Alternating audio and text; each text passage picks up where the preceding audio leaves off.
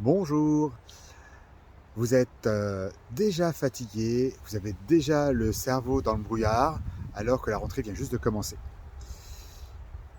Eh bien, vous n'êtes pas les seuls. Je rencontre en cabinet beaucoup de personnes qui me disent, voilà, c'est la rentrée et je suis déjà à la ramasse, qu'est-ce que je peux faire? Eh bien, on va voir ensemble les solutions. Je suis Stéphane Tétard, naturopathe, spécialiste dans la fatigue chronique, les intolérances alimentaires, les intoxications aux métaux lourds et auteur du livre Nootropique et Neurohacking pour un cerveau au top de ses performances. Aujourd'hui, de plus en plus de personnes commencent la rentrée, donc sortent des vacances déjà épuisées. Déjà parce que les vacances ne sont pas toujours reposantes et que ensuite beaucoup de personnes ont déjà un taux de fatigue qui est tellement important que les vacances peuvent ne pas être suffisants. Alors partant de là, on peut se dire mais qu'est-ce qu'on peut faire pour s'en sortir? Alors il existe des plantes et même des substances qui peuvent nous aider, mais avant, j'aimerais vous parler des fondamentaux, c'est-à-dire des grandes erreurs que tout le monde fait, ou presque tout le monde. La première chose, c'est est-ce que votre sommeil est suffisant? C'est aussi simple que ça. Si votre sommeil n'est pas suffisant, vous ne pouvez pas être reposé. Alors, je connais plein de molécules capables de faire, plein de plantes capables d'avoir des effets extraordinaires, mais aucune plante ne remplace le sommeil. Voilà, effectivement, grâce à la caféine, vous pouvez tenir une semaine de plus, mais au bout d'une semaine, vous serez juste écroulé, mort. C'est pas ce qu'on veut. Donc la première question à se poser, c'est est-ce que je dors suffisamment et suffisamment bien? Est-ce que j'ai un sommeil de qualité et est-ce que je me laisse mes 7 à 8 heures de sommeil? Et si ce n'est pas le cas et que vous êtes fatigué, je pense que vous pouvez gagner du temps et déjà vous occuper de ce problème-là. Un autre problème qui semble plus décalé, c'est l'alimentation. Si j'ai des problèmes digestifs, j'ai du mal à faire rentrer les vitamines et minéraux qu'il faut pour fonctionner. Or, mon cerveau est hyper gourmand en calories.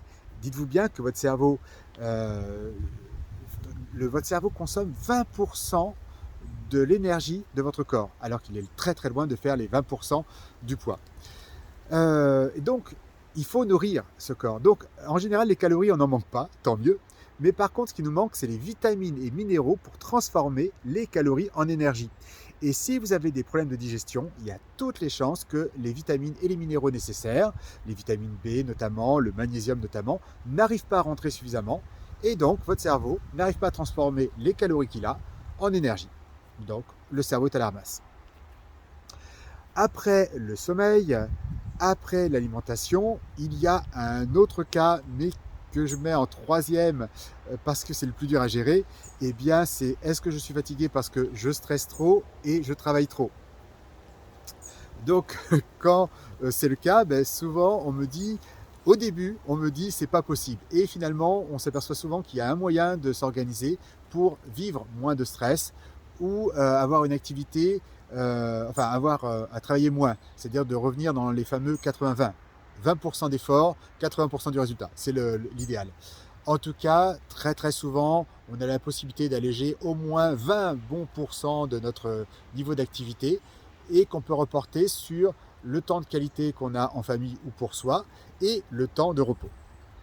Donc, passer ces trois éléments qui sont, je dirais, les habitudes de vie qui peuvent vraiment nous empêcher d'avoir un bon niveau d'énergie, il y a des compléments extraordinaires.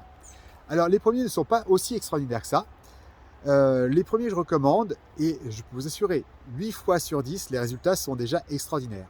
C'est un très bon multivitamine, très riche en vitamine B, et une bonne quantité de magnésium. Beaucoup de personnes, quand ils prennent la quantité recommandée de magnésium, les 20% de magnésium, les 300 mg de magnésium recommandés, ils ne sentent pas l'effet. C'est pas qu'ils n'ont pas besoin de magnésium, c'est qu'ils ont tellement besoin de magnésium que c'est pas suffisant. Donc, ce que je recommande, moi, c'est de tester sur 15 jours une double dose de magnésium, donc 2 fois la dose recommandée, et au bout de 15 jours, de revenir à une simple dose pour voir si c'était aussi bien ou pas.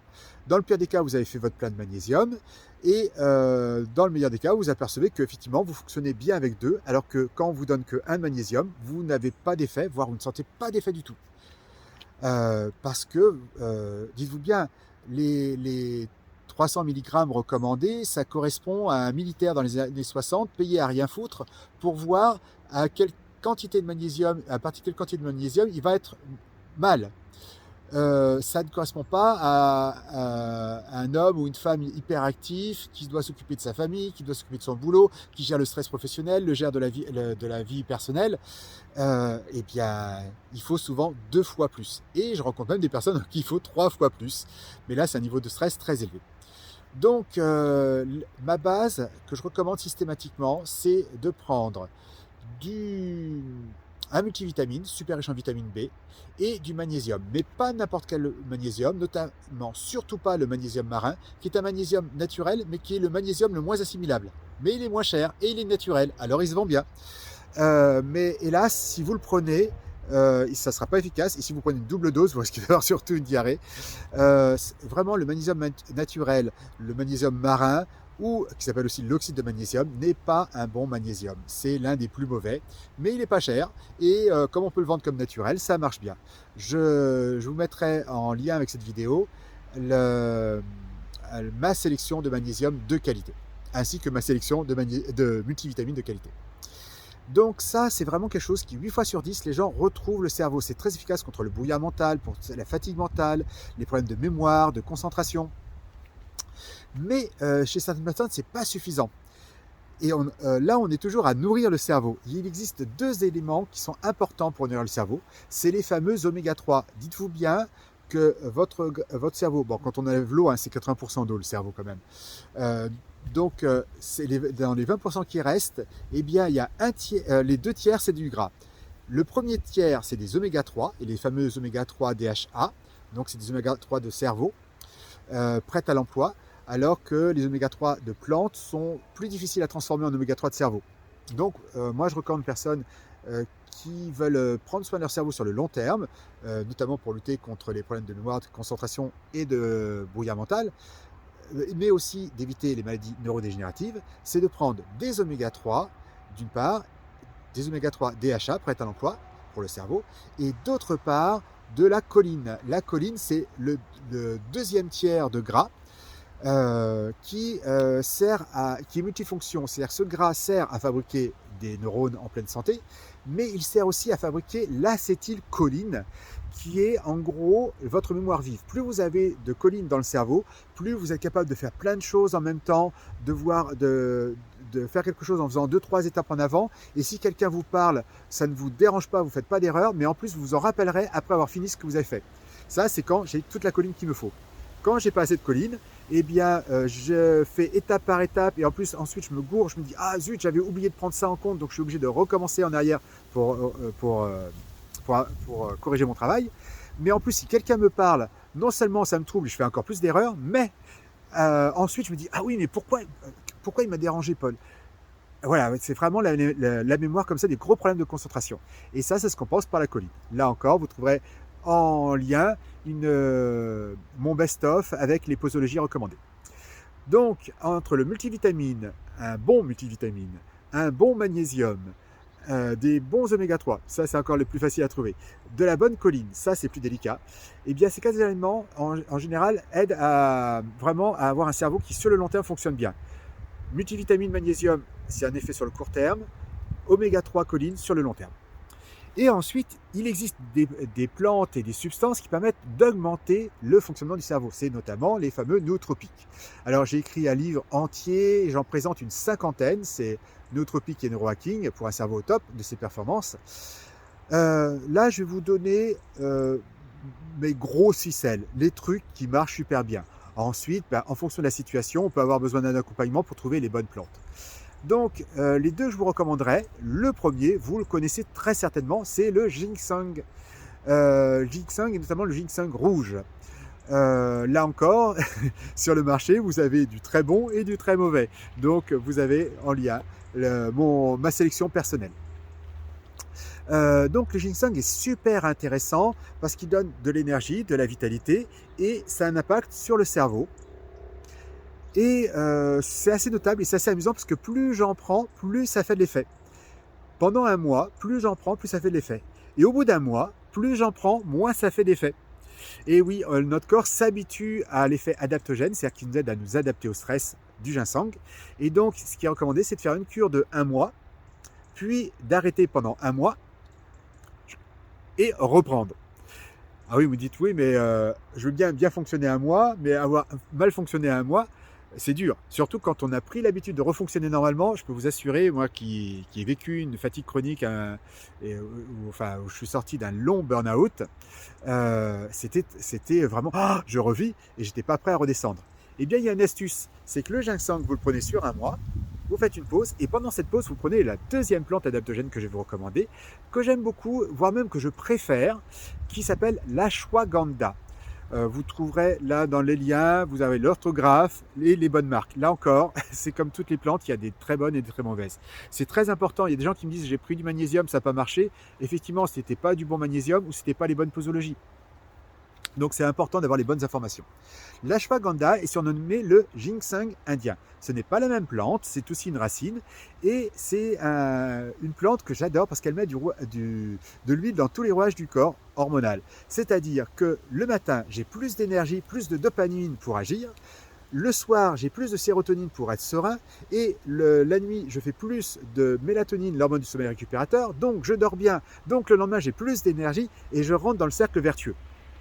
Accessoirement, c'est aussi assez impactant positivement sur les libidos. Alors on dit que le ginseng est assez efficace, mais l'ashwagandha pour moi est encore plus efficace sur la libido, particulièrement les libidos masculines, mais aussi sur les libidos féminines. Donc l'idée c'est que je fais un mois en ginseng, un mois en ashwagandha, un mois en ginseng, un mois en ashwagandha. Comme ça, mon corps n'a pas le temps de s'habituer, de s'adapter aux adaptogènes, et à chaque fois, il découvre les nouveaux adaptogènes. Et alors, vous dites oui, mais la transition, elle risque d'être dure. Non, parce qu'en réalité, l'avantage, c'est que au bout d'un mois de ginseng, ça va mettre 10 à 15 jours avant que le ginseng ne fasse plus d'effet sur mon corps. Or, ça tombe bien, il faut à l'ashwagandha 10 ou 15 jours pour commencer à faire son plein effet. Voilà, le ginseng monte plus haut, mais l'ashwagandha est intéressant sur le régime croisière. C'est à tester puisque, en fonction de la biologie de chacun, on aura des effets différents.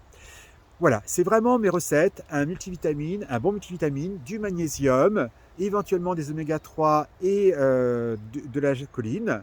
Donc ça, c'est nourrir le cerveau et le soutenir avec des plantes adaptogènes qui nous aident à avoir plus d'énergie et à mieux supporter le stress. Eh bien, c'est le ginseng, particulièrement le ginseng rouge, mais le ginseng blanc aussi, et l'ashwagandha. Donc pour avoir les bons produits, les bonnes posologies, c'est hyper important, eh bien vous trouverez en lien la page vers mon site qui donne toutes les informations nécessaires. C'est totalement gratuit et si ça peut vous aider à retrouver l'énergie, je serais super content. Et si c'est pas suffisant, eh oui, de toute façon, dans mon livre Nootropic et Neurohacking, j'ai testé 50 substances. Donc, il y a bien d'autres substances, mais en réalité, c'est pas des substances magiques. Chacune va aider à améliorer un des rouages de votre organisme, ou surtout de votre cerveau. Donc, pour améliorer ça, eh bien, il faut faire la bonne sélection. Et pour ça, je vous conseille de vous faire accompagner.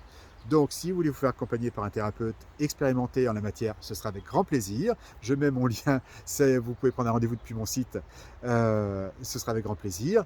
Mais vraiment, dites-vous bien, avancer en étant fatigué, en étant crevé, c'est pas bon du tout. C'est comme rouler avec le voyant rouge qui s'allume sur la voiture ou la fumée qui commence à sortir du capot. C'est pas bon signe, c'est qu'à un moment ou à un autre, ça va être plus grave.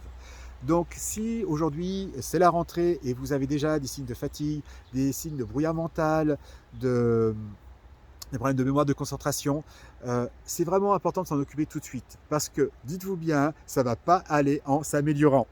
Donc par contre, si vous prenez en charge les choses, vous allez pouvoir re-rentrer à nouveau dans le cercle vertueux et vous en sortir et déjà être mieux dans votre peau, mieux dans votre vie, d'une part, et d'autre part, vivre a priori plus longtemps en meilleure santé. En tout cas, c'est ce que je vous souhaite. C'était Stéphane Tétard, naturopathe. Je vous dis à très bientôt. Au revoir.